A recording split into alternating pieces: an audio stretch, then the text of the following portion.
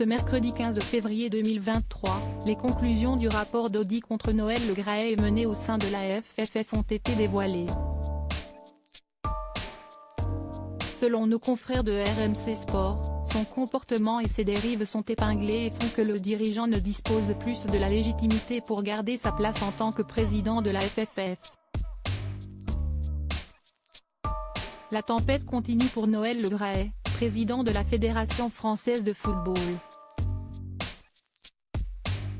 En poste depuis 2011, le patron du football en France se retrouve au centre d'une polémique depuis plusieurs semaines.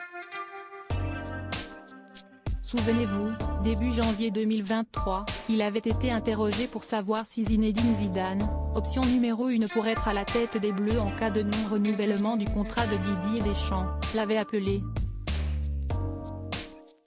Mais Noël Le Graët s'est montré très cash envers l'ancien champion du monde de 1998, « Je n'ai rien à secouer, il peut aller où il veut, dans un club, il en aurait autant qu'il veut en Europe, un grand club.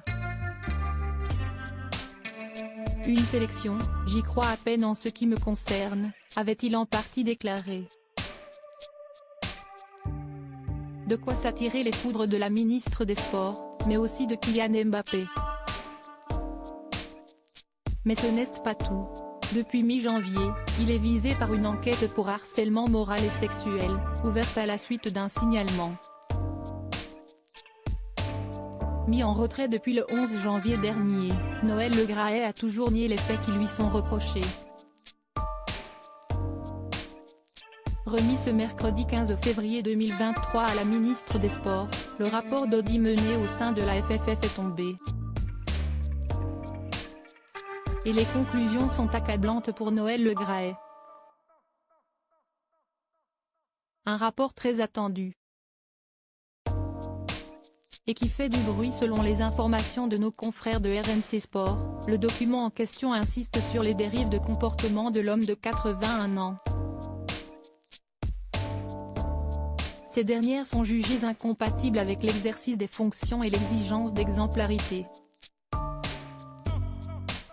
De ce fait, les inspecteurs appellent donc les instances fédérales à examiner cette situation en application des dispositions statutaires.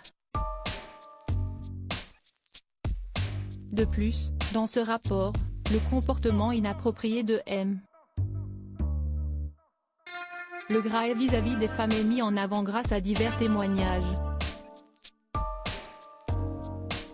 Des propos et de SMS émanant bien de M. Le Graët, ambigu pour certains et à caractère clairement sexuel pour d'autres sont notamment évoqués.